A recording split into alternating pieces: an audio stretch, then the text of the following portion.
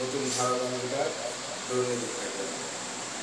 আজ যশোর জেলা নতুন ধারা বাংলাদেশ এনডিবি কর্তৃক আয়োজিত এই পথসভায় উপস্থিত রয়েছেন নতুন ধারা বাংলাদেশ এনডিবির সম্মানিত প্রতিষ্ঠাতা চেয়ারম্যান কলামিস্ট মমিন মেহেদী, উপস্থিত রয়েছেন নতুন ধারা বাংলাদেশ এনডিবির সম্মানিত senior vice chairman নায়ন Shanta Farzana, উপস্থিত রয়েছেন ভাইস চেয়ারম্যান চিকিৎসক কলামিস্ট ডাক্তার নুরজাহান মীরা, উপস্থিত আজকে আয়োজনের সভাপতি ইসরায়েল ভাই সহ আমার সামনে উপবিষ্ট নতুন ধারার শ্রোতা শুভানুধ্যায়ী ও শুভাকাঙ্ক্ষীদের প্রতি আমার সংগ্রামী সালাম ও শুভেচ্ছা। আসসালামু আলাইকুম।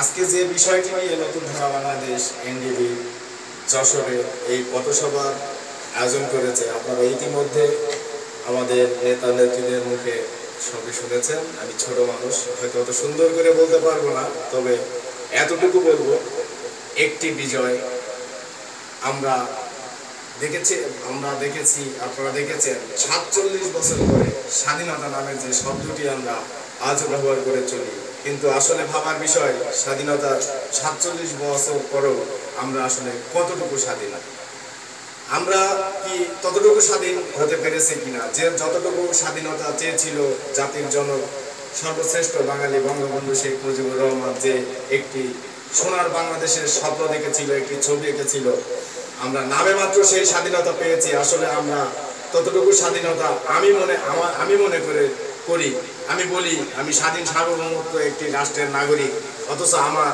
রাস্তায় চলতে স্বাধীনতা নেই, কাজের স্বাধীনতা নেই, ক্ষুধা দারিদ্র্য চাকরি ব্যবসা যেখানে যাব কোথাও কোনো স্বাধীনতা দেখি না, সব জায়গায় যেন পরাধীনতার জালে আটকে থাকি।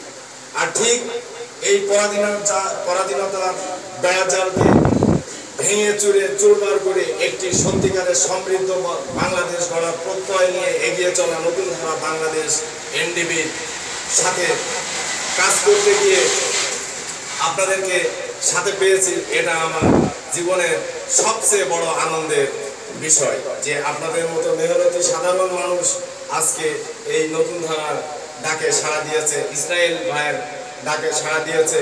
সর্বসাকল্যে আমরা নতুন ধারা বাংলাদেশ এনডিবি সম্মানিত চেয়ারম্যান লায়ন মমিন মেহেদীর ডাকে এতগুলো মানুষ আমরা সাড়া দিয়েছি, নাকি ঘুরে ফিরে তো সেই ডাকটা কার? আসলে এই ডাকটা লায়ন মমিন মেহেদীর ডাক, কলামিস্ট মমিন মেহেদীর ডাক।